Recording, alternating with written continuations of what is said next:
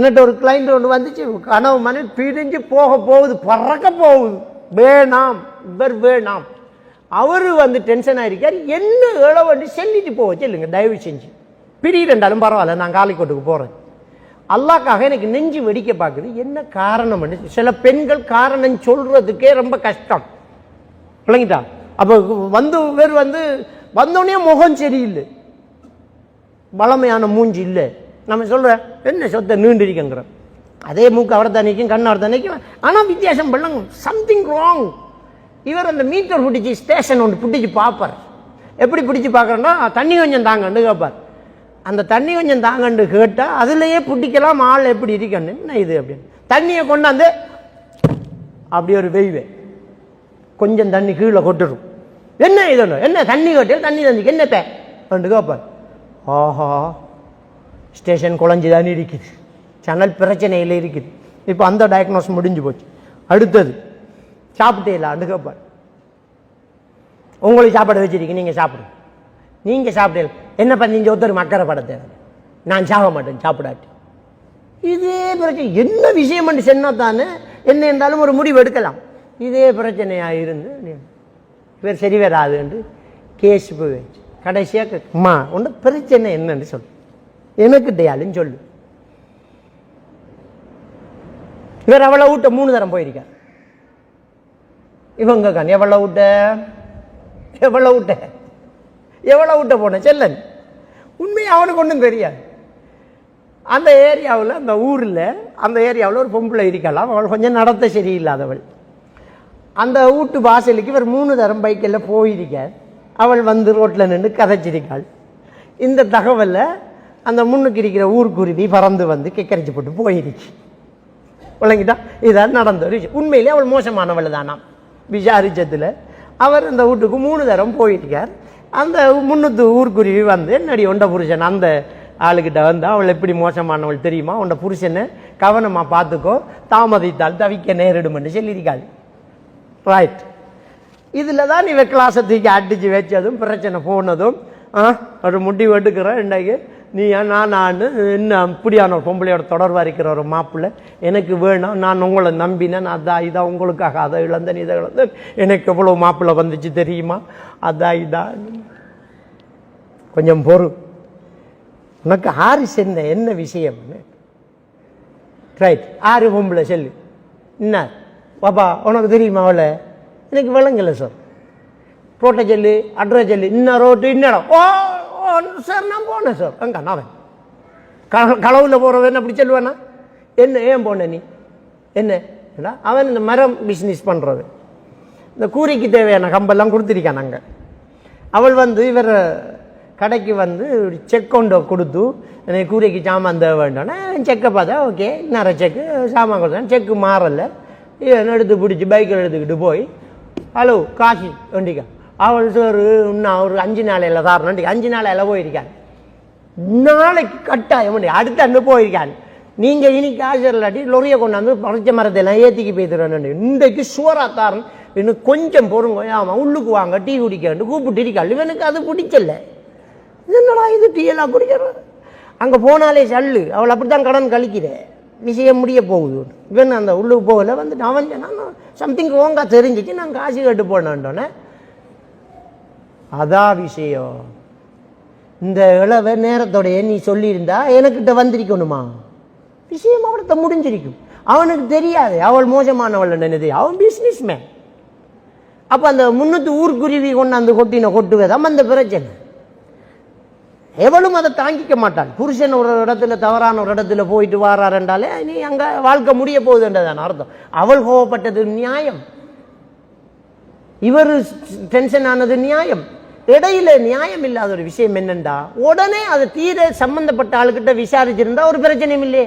அவள் வந்து சொன்னா அப்படியா செய்தி என்னென்னு பார்ப்போம், கொஞ்சம் பாருங்க மச்சாஞ்ச வாங்கோ, உங்களுக்கு வேலை தெரியுமா, அங்கே போனீங்களா, இன்னும் அவள் வந்து சொல்றாள் என்ன நடந்தன்னு கேட்டா கதை முடியுது.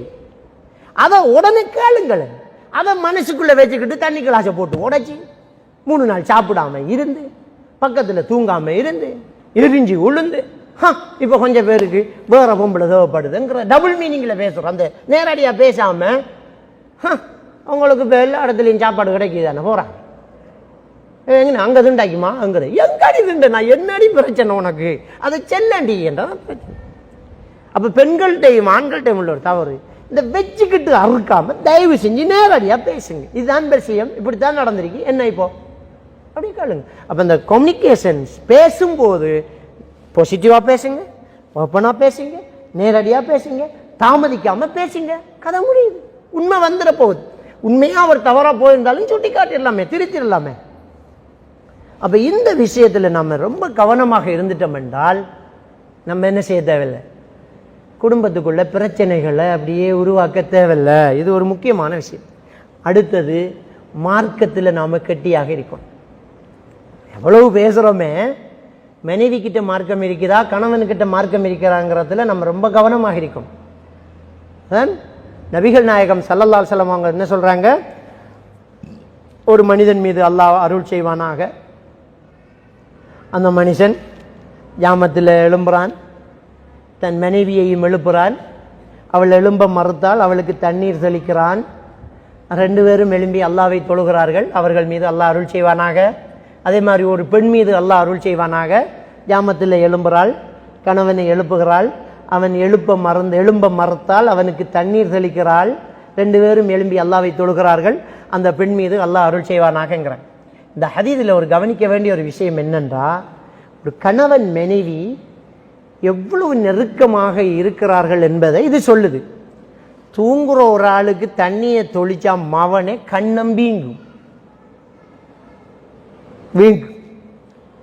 நம்ம படுக்கோம், ஒழுப்பி உசுப்பி கடையா மோத்தில் தண்ணி அடிச்சு கண்ணை முழிச்சு பொண்டாட்டி தான் தண்ணியை ஊத்தினு தெரிஞ்சு அவர் அமைதியா இருக்கார் என்றால் அவங்களுக்குள்ள அவ்வளவு நெருக்கம் இருக்கின்றார். இப்போ ரசூல்லா எங்க பிடிச்சிட்டாங்கன்னு பாத்தீங்களா, புருஷனை எழும்பாட்டி தண்ணி தெளிச்சு ரெண்டு பேரும் எழும்பி தொழணும். எழும்பி கொஞ்சம் தூங்கிட்டேன் என்ன சரி என்று சொல்ற அளவுக்கு அவங்களுக்குள்ள நெருக்கம். தண்ணி ஊத்துறது ஒரு கடும் கோபம் பாரு ஒரு விஷயம், யாரு ஊத்துறாங்கிறத அந்த கோபத்தை அணைக்க போகுது. அந்த அளவுக்கு நெருக்கமாக ஒரு கணவன் மனைவி இருந்து இறைவனை தொழுகிறார்கள் என்றால் அவர்களுக்கு அல்லாஹ் அருள் செய்கிறான். கணவன் மனைவி என்கிற மார்க்க விஷயத்துல கவனிப்பாக இருக்க வேண்டும். நான் ஆரம்பத்தில் சொன்ன மாதிரி தொழுகை இல்லைண்டா டிவோர்ஸ் தான் மருந்து. முதல்ல அதை போய் கலட்டி விட்டு வந்துடணும். பொண்டாட்டி தொழலையா ஹலாஸ், புருஷன் தொழலையா வேணாம். இதுக்குள்ள உள்பாவனைகள் இருக்குது, அதை விட போதை வஸ்து பாவனைகள் இருக்கு. இந்த போதை வஸ்து பாவனையில இருக்கிறாக்களை முதல் விஷயமா காலிக்கோட்டில் போய் பசகு செஞ்சா மட்டும்தான் பிள்ளை வளர்க்கலாம், நாம பிள்ளையோட நல்லா இருக்கலாம். இருந்துட்டோம்னா இருக்கிறதும் கெட்டு போய் நடு ரோட்டுக்கு தான் பெறவர். ஏன்னா அந்த போதை வஸ்து பாவிக்கிறவர் அந்த போதை வஸ்தை பாவிச்சுக்கிட்டே இருப்பார் என்றால் நம்முடைய சொத்துக்கள் சுகங்கள் போய், நம்முடைய மானம் மரியாதை போய், நம்முடைய ஈமான் போய், நம்முடைய பிள்ளைகளுடைய எதிர்காலமும் சூனியமா. அதனால நான் சொல்லக்கூடிய ஒரு முதல் அட்வைஸ், போதை வஸ்து பாவிக்கிறார் டிவோர்ஸ் பண்ணுங்க. போதை வஸ்து பாவிக்கிறார் என்றால் டிவோர்ஸ். தொழுகை இல்லையா டிவோர்ஸ். முக்கிய மார்க்கம் இருக்கணும். மார்க்கம் இருந்துட்டால் அங்க சந்தோஷம் இருக்கும். கணவன் மனைவி தொழக்கூடியவர்களா இருக்கும். கல்யாணத்துக்கு ஓதுற துவா என்ன? பாரக்கல்லாஹு லக்க வ பாரக்க பாரக்கல்லாஹு லக்க வ பாரக்க அலைக்க வ ஜமஅ பைனகுமா ஃபில் கைர். உங்களுக்கு அல்லாஹ் அருள் செய்வானாக, உங்களை சூழவும் அல்லாஹ் அருள் செய்வானாக, உங்க ரெண்டு பேரையும் அல்லாஹ் நலவில் ஒன்று சேர்ப்பானாக. விளங்கிட்டா? உங்களை அல்லாஹ் அருள் செய்வானாக, உங்களுக்கு சூழவும் அல்லாஹ் அருள் செய்வானாக, உங்க ரெண்டு பேரையும் அல்லாஹ் நலவில் ஒன்று சேர்ப்பானா. தான் கல்யாணத்துக்கு ஓதுற துவா. ரெண்டு பேரும் நிலவுல தான் ஒன்று சேரணும். நான் பினான்சிக்கு வாகனம் எடுக்க போறேன், அவகிட்ட ஒரு உதவியை கேட்கறது, அதுக்கு அட்வைஸ் பண்றது, இன்னைக்கு கொஞ்சம் காசு தேவைப்படுது, உன்னை நகையை ஈடு வைப்போம்ங்கிறது, அதுக்கு இவ ஹெல்ப் பண்றது, இதுல எல்லாம் ஒன்று சேரக்கூடாது. இதுல ஒன்று ரெண்டு ஆகணும். என்ன பினான்சிக்கெல்லாம் வாகனம் எடுத்த நான் சத்தியம் அந்த காரில் கால் வைக்க மாட்டேன், உங்கள்கிட்ட தேரவும் உங்களை தொடையும் விட மாட்டேன், உங்களோட சோறும் எனக்கு வேணாம், இந்த வட்டியில் உழைச்சி என்ற பிள்ளைக்கும் எனக்கும் சோறு நீங்க தரப்படாது என்று சண்டை பிடிக்கிற பொண்டாட்டி அறிக்கணும். விளங்கிட்டா? நம்மட பொண்டாட்டி அவட மாலையோ அவட நகையொண்டையோ அவட குடும்பத்தில் ஒரு ஆளுக்கு ஈடு வைக்க கொடுத்துட்டாண்டா இப்ப நகையோட வரணும், இல்லாட்டி நான் காலி கொண்டு போவேன் நிக்கணும். அதை நீ வட்டிக்கு கொடுக்குறேன், அது குடும்பம் கொடுக்கத்தானே வேணும். கொடுக்குறேன்னா நகையை வித்து கொடு. அடகு வைக்க கொடுத்து பாவத்தில் பங்குதாரியாகி நீ நரகத்து போவ, நான் சொர்க்கத்தில் தனியா. இன்னும் இப்ப மாலை வரணும். இப்படி பிரச்சனைகள் என்று வர்றதா இருந்தால் ஹராத்துல தான் சண்டை பிடிக்கணும். ஹராம் செய்யக்கூடாது நீ அப்படி என்னணும். ரெண்டு பேரும் மார்க்கம் இருக்கணும், அக்கீதா சரியா இருக்கணும். நான் தாயார் பிள்ளைக்கு போய் நூல் கட்டுறா பொண்டாட்டி, புருஷனார் நான் சொல்லி கேட்கால் இல்லைங்கிறான், அது ஹராமே. எப்படி நீ தாயத்தை போடுவாய்? நபிகள் நான் ஸல்லல்லாஹு அலைஹி வஸல்லம் அவர்கள் தடுத்த ஒரு விஷயமே, மன் தஅல்லக தமீமத்தன் ஃபக்கத் அஷ்ரக. யார் தாயத்து கட்டுறாங்களோ அவங்க அல்லாஹ்க்கு இணை வச்சுட்டாங்கன்னு சொன்னாங்களே, நீ எப்படி தாயத்தை கட்டுவாய்? என்ற பிள்ளைக்கு நீ எப்படி கொண்டை தாயத்தை கட்டுவாய்? நீ கட்டக்கூடாது. அப்துல்லா இப்னு மஸ்ஊத் ரலியல்லாஹு தஆலா அவர்கள் வீட்டுக்கு வராங்க, பொண்டாட்டியோட முகம் சரியில்லை, அவங்களுக்கு கண்ணில் ஒரு பிரச்சனை, ஒரு யூத கிழவி இணைஞ்சிட்டா, ஒரு தாயத்தை போட்டால் சரி வருமென்று தாயத்தை போட்டு நிற்கக்குள்ள கணவர் வந்துட்டார். இதை விரும்ப மாட்டாங்கன்னு நினச்சி அவங்க நினைக்கிறாங்க, பதட்டத்தில் இருக்காங்க, கட்டிலுக்கு அடியில் யூத பெண்மணி என்ன ஒரு மாதிரி இருக்கு என்னன்னொன்னே ஆள் வேட்டைக்கு வந்துட்டு என்னொன்னே சின்ன ஒரு தாயத்து போட்ட கண்ணில் ஒரு வருத்தம், அதை போட்டத்தோட கொஞ்சம் லேசண்டா. அப்துல்லாவின் குடும்பத்தினர் அல்லாவுக்கு இணை வைப்பதை விட்டு நிரபராதிகள். அப்துல்லாவின் குடும்பத்தினர் அல்லாவுக்கு இணை வைப்பதை விட்டு நிரபராதிகள். அதை கலட்டி வீசினாங்க. அவ சொன்னா கொஞ்சம் லேசா இருக்கிறேன், அதுதான் ஷைத்தான், அது ஷைத்தான் அவனுடைய கையினால் தடவி கொடுக்கிறான், லேசு மாதிரி காட்டுகிறான் என்றாங்க அப்துல்லா பின் மஸ்ஊத் ரலியல்லாஹு தஆலா. அப்போ இன்னைக்கு ஒரு குடும்பத்தில் ஒரு பிரச்சனை அது இது வந்தால், ஒரு வருத்தம் பாதன்னு வந்தால் மார்க்கத்தை காணல, தாயத்து போகிறதும் குறிசாத்திரம் பார்க்குறதும் அது கூடாது. அந்த விஷயம் நம்மக்கிட்ட இருக்கக்கூடாது. இந்த ஹராமான விஷயங்கள், இந்த பாவமான விஷயங்கள் இருக்கக்கூடாது. வீட்டில் உருவப்படங்கள் வைக்கக்கூடாது. உருவப்படங்களை வைக்கிறது என்ன கூடாது. வீட்டில் நாய் வளர்க்கக்கூடாது, தேவையில்லாமல் நாய் வளர்க்கக்கூடாது. மலக்குமார்கள் வர மாட்டாங்க. காவலுக்கு நாய் வளர்க்கலாம், இல்லாட்டி வேட்டைக்கு நாய் வளர்க்கலாம். இந்த ரெண்டை தவிர சும்மா என்ன செய்யக்கூடாது, நாய் வளர்க்கக்கூடாது. அப்போ தேவையில்லாத படங்கள் வீட்டில் ஓடுது, டிவியை வச்சுக்கிட்டு, அது கூடாது. அப்போ மனைவிக்கிட்ட எந்நேரம் ஃபோனு, எந்நேரம் நாடகமும், பிள்ளை வளர்கிற இடம், அந்த விஷயம் கூடாது. வீட்டில் குர்ஆன் ஓதுற சத்தம் இருக்கணும்.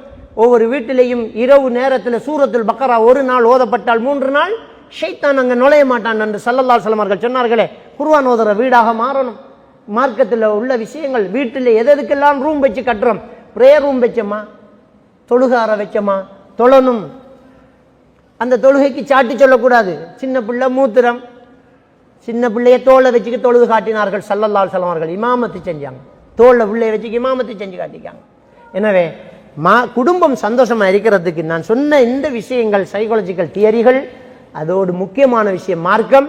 மார்க்கம் இருந்தால் தான் நம்ம சொர்க்கம் நுழையலாம். நம்முடைய கணவன் மனைவியாக இருக்கக்கூடியவங்க வீட்டில் உள்ள பிள்ளைகள் தொழுகையாளிகளாக இருக்கணும். 7 வயதை அடைந்தால் தொழுகையை கொண்டு ஏவுங்கள், 10 வயதை அடைந்தால் தொழுகையை கொண்டு அடியுங்கள், படுக்கையை பிரியுங்கள் என்கிறாங்க.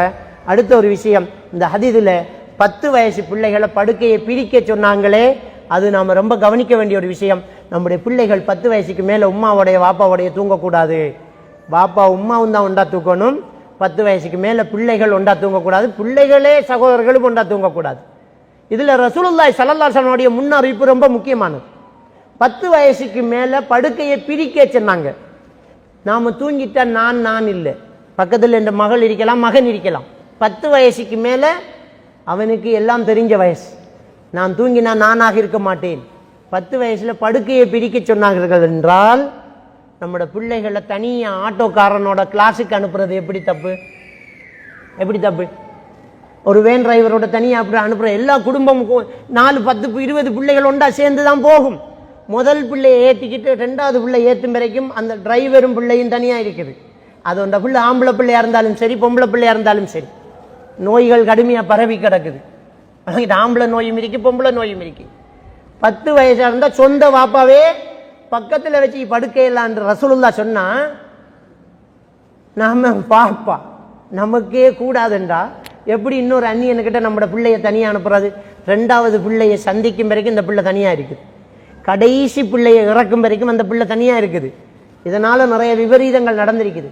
டியூஷன் கிளாஸ் நம்ம தனியாக அணி போட்டு தைரியமாக இருக்கிறோம். தவறு செய்கிறவன் ஆசிரியராகவும் இருக்கலாம், மௌலவியாகவும் இருக்கலாம், பெரிய மகானாக இருக்கலாம். ஆம்பளை எப்பவும் ஆம்பளையாக தான் இருப்பான். நபிகள் நான் ஸல்லல்லாஹு அலைஹி வஸல்லம் அவர்கள் சொன்னது சஹாபாக்களுக்கு 1000 மடங்கு 1000 மடங்கு மௌலைமார்களை விட சிறந்த சஹாபாக்களுக்கு தான் சொன்னாங்க, படுக்கையை பிரிங்கன்னாங்க, தனித்திருக்க வேண்டாம் வேண்டாங்க. எனவே நாங்கள் எந்த கணக்கு பார்க்க இல்லாது பிள்ளைகள் வளர்க்கும் போது படுக்கையை பிரிக்கணும். தனி ரூம், தனி பெட் அரிக்கணும், அல்லது ஒரு ரூம்ல படுக்கைக்குரிய இடவழிகள் தனித்தனியாக பிரிஞ்சிருக்கணும். பிள்ளைகள் தனித்தனியாக தான் இருக்கணும், ஒன்றா இருக்கக்கூடாது. 10 வயசுக்கு மேலே நம்முடைய பிள்ளை நம்மளோட இருக்கக்கூடாது. சில இடத்துல என்ன இருந்தா உம்மா பொம்பளை பிள்ளைகளோட படுக்கிற, வாப்பா தனியாக படுக்கிற, இதுவே ஆகப்பெரிய பிரச்சனை. உம்மா வாப்பா ஒன்றா தான் இருக்கணும், பிள்ளைகள் தான் 10 வயசுக்கு மேலே பிரிஞ்சுக்கிட்டு இருக்கணும். இதுதான் இஸ்லாம் சொல்றது. இந்த இஸ்லாமிய சடங்கு சம்பிரதாயங்கள் நம்மகிட்ட வரும்போது குடும்பத்தில் நிறைய பிரச்சனைகள் இல்லாமல் இருக்கும். இப்படி வாழ்க்கையில் நிறைய பிரச்சனைகள் இந்த காரணங்களால் இருக்குது. இது இல்லாமல் நாம் நிம்மதியாக வாழ்ந்தோம் என்று சொன்னால் நல்ல ஒரு கணவன் மனைவியை உருவாக்கலாம். விவாகரத்துக்கள் குறையும். கணவன் மனைவி என்கிறவங்க எப்பவுமே நெருக்கமாக மனம் விட்டு பேசுகிறவங்களாக, பாசிட்டிவாக பேசக்கூடியவங்களாக இருக்கணும், மார்க்கம் உள்ளவங்களாக இருக்கணும் என்று சொல்லி விடைபெற்றுக் கொள்கின்றேன். வாஹிரு தஅவானா அல்ஹம்துலில்லாஹி ரப்பில் ஆலமீன்.